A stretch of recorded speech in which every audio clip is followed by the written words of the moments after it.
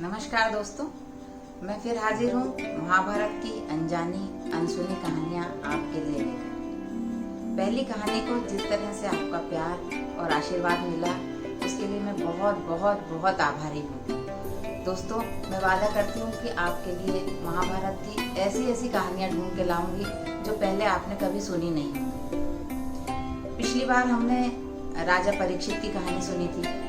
राजा परीक्षित कौन थे? अर्जुन के ग्रैंडसन मतलब पोते, और उनके जो पुत्र थे जन्मेजय। मैं आपको एक बढ़िया बात बताना चाहूंगी महाभारत के बारे में कि महाभारत को जन्मेजय के नाग यज्ञ में जन्मेजय को सुनाया गया था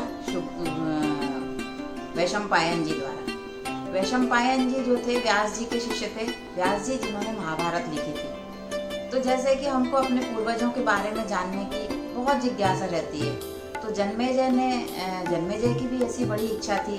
तो उसने व्यास जी से कहा कि आपने तो पितामह सबको देखा है, भीष्म पितामह को देखा है, अर्जुन पितामह को देखा है, तो आप पांडवों कौरवों सबको देखा है आपने, तो आप उनकी कथा मुझे सुनाइए, मैं पढ़ना नहीं चाहता। तो व्यास जी ने अपने शिष्य वैशंपायन को कहा कि भाई जन्मेजय को मेरी आज्ञा से तुम महाभारत की पूरी कथा सुनाओ। तो ये पूरी कथा जो महाभारत है, ये इसमें आप देखते होंगे जब पढ़ते हैं या कभी किसी ने सुना होगा तो हमेशा ये आता है वैशंपायन उवाच जन्मेजय उवाच। तो ये वहीं पर कथा सुनाई गई थी जन्मेजय के नाग यज्ञ में। मैं महाभारत के बारे में बहुत अच्छे अच्छे तथ्य आपको हर बार बताती रहूंगी। तो दोस्तों, पिछली बार मैंने बताया था कि राजा परीक्षित ने गुस्से में आके ऋषि के गले में, शमीक ऋषि के गले में मरा हुआ सांप डाल दिया था, जिससे उनके पुत्र शंगी ने श्राप दे दिया था कि आज से 7 दिन बाद तक्षक नाग के डसने से परीक्षित की मृत्यु हो जाएगी। तो 7 दिन तक राजा परीक्षित ने क्या किया?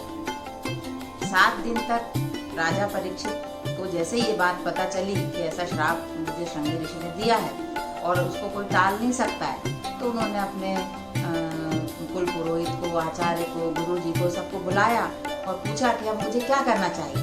तो सबने कहा कि भाई ये होनी तो टल नहीं पाएगी, तो इसके लिए आप ऐसा करें कि श्रीमद् भागवत का श्रवण करें। तो ये जो श्रीमद् भागवत का 7 दिन का पारायण होता है ना ज्ञान यज्ञ का, वो यही है। राजा परीक्षित ने सबसे पहले सुखदेव जी से भागवत महापुराण का श्रवण किया था। तो अब आते हैं अपन राजा परीक्षित के। तो राजा परीक्षित साहब श्रीमद् भागवत का श्रवण करने लगे। उससे आत्मा को मुक्ति मिलती है, ईश्वर के लोक की प्राप्ति होती है, इसलिए वो उसको सुनने लगे। और साथ ही साथ सब लोग प्रतीक्षा भी करने लगे कि ये तक्षक जब आएगा और इनको डसेगा। तक्षक की राजा परीक्षित से कोई दुश्मनी नहीं थी, लेकिन अब श्राप था, तो उसने कहा कि चलो चलते हैं डसने के लिए। तो तक्षक चला वहां से राजा परीक्षित को डसने के लिए। ये है अब नई कहानी जो मैं आपको सुना रही हूँ, है ना। तो तक्षक वहां से चला राजा परीक्षित को डसने के लिए, तेजी से चला आ रहा था। रास्ते में उसको एक ब्राह्मण मिला, वो भी तेजी से चला आ रहा था। तक्षक ने कहा कि ये ब्राह्मण देवता, आप इतनी तेजी से कहाँ भागे चले जा रहे हैं? तो ब्राह्मण ने कहा कि भाई राजा है हमारे, राजा परीक्षित, उनको मैंने सुना है कि एक जो नाग है वो डसेगा, उनको भस्म कर देगा डस करके, तो मैं वो वहां जा रहा हूँ। तो उन्होंने कहा कि ये कोई देखने की चीज है? उन्होंने कहा देखने नहीं जा रहा हूँ भाई, मैं जो हूँ संजीवनी कला जानता हूँ। जैसे ही नाग जो है राजा को डसेगा, मैं उनको जीवित कर दूंगा। तो और मेरे रहते, अगर मैं पहले पहुंच गया नाग के, तो मेरे रहते वो नाग उनको डस ही नहीं पाएगा। तो तक्षक को बड़ा गुस्सा आया। तक्षक ने कहा कि अरे भाई वो नाग तो मैं ही हूँ। तक्षक, आपको जान के आश्चर्य होगा कि जो तक्षक और बड़े बड़े नाग थे वो मनुष्य रूप में विचरण भी करते थे और समय पाकर के इच्छाधारी रहते थे, समय पाकर के सर्प का रूप धारण कर लेते थे। तो उन्होंने कहा कि अरे मैं ही हूँ तक्षक, मैं ही जा रहा हूँ राजा परीक्षित को डसने के लिए, और आप उनके प्राण क्यों बचाना चाहते हैं? तो ब्राह्मण ने क्या कहा, अब आप सुनिए, बड़ी खास बात है। आपको लगेगा कि ब्राह्मण राजा के प्रति बहुत सहृदय था या राजा को बहुत मानता था या उसको राजा से बड़ा प्रेम था। नहीं, ब्राह्मण ने क्या कहा कि मुझे तो भैया राजा को बचाने के लिए खूब सारा धन मिलेगा, अगर मैं राजा को बचा दूंगा तो मैं तो धन के लालच में वहां जा रहा हूँ।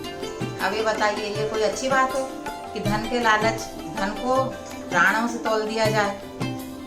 तो तक्षक ने कहा कि भाई अगर तुम धन के लिए ही वहां जा रहे हो तो धन मैं तुम्हें दे देता हूँ, जितना भी धन तुम मांगते हो उतना, और मैं तो ये आपको बहुत बढ़िया बढ़िया मणियाँ दे दूंगा, तो आप राजा को बचाने का कार्य छोड़ दो। तो उसने कहा ठीक है।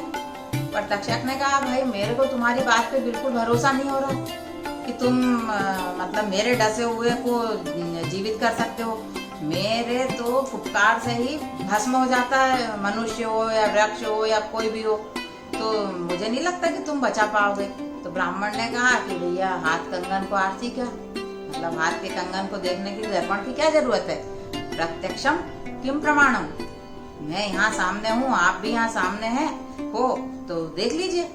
तो तक्षक ने सामने जो एक हरा भरा पेड़ था उस पे फुफकार मारी। पेड़ जो था बेचारा पक्षियों के समेत और उस पे रहने वाले प्राणियों के समेत भस्म हो गया।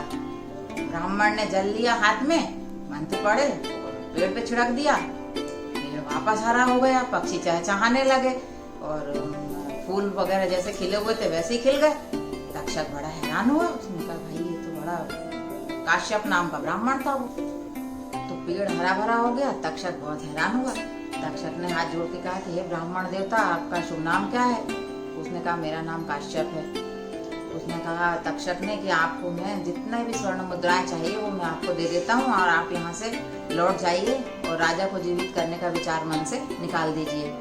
काश्यप ने अपनी मनचाही स्वर्ण मुद्राएं ली और चला गया। और फिर तक्षक गया और तक्षक ने जाकर के राजा परीक्षित को 7वें दिन डस दिया, जिससे उन परलोक को सिधार गए। तो ये जो बात थी जन्मेजय के मंत्रियों ने जन्मेजय को बताई। राजा परीक्षित के जो पुत्र थे ना, जब राजा परीक्षित मृत्यु को प्राप्त हो गए, 60 साल के थे वो, तो उनका पुत्र जो है गद्दी पर बैठा, तो उनके मंत्रियों ने ये बात बताई जन्मेजय को कि ये तक्षक ने आपके पिता को डसा था, इस वजह से वो मृत्यु को प्राप्त हुए थे, और ये ऐसा एक ब्राह्मण था जो बचा सकता था लेकिन उसने बचाया नहीं, स्वर्ण मुद्राओं के लोभ में वो उसने तक्षक की बात मान ली। तो जन्मेजय ने कहा कि भाई ये सब बातें तुम लोगों को कैसे पता है? ये तो बातें तक्षक और ब्राह्मण के बीच में हुई थी। तो उन्होंने कहा कि जब उसने तक्षक ने उस पेड़ को भस्म किया था, उस पेड़ पर एक मनुष्य भी चढ़ा हुआ था। ये बात तक्षक को भी नहीं पता थी और ब्राह्मण को भी नहीं पता थी। और मनुष्य सूखी लकड़ियां तोड़ने के लिए वृक्ष पे चढ़ा हुआ था, लेकिन उसने जब नीचे इन दोनों को बात करते देखा तो वो दुबक के चुपचाप बैठ गया। और उसी समय तक्षक ने फुफकार मारी तो वृक्ष के साथ वो भी जल गया। और जब ब्राह्मण ने जल सींच के उसको हरा भरा किया तो वो मनुष्य भी जीवित हो गया, लेकिन वो फिर भी पत्तियों में छुप के बैठा रहा। जब ये दोनों अपने अपने रास्ते चले गए तब वो उतर के आया और उसने आकर के जन्मेजय के मंत्रियों को ये बात बताई कि काश्यप नाम का ब्राह्मण था जो बचा सकता था महाराज को, लेकिन उसने बचाया नहीं। तो ये जो एक शत्रुता बनी जन्मेजय की और तक्षक की, इसने जन्म दिया जन्मेजय के नाग यज्ञ को।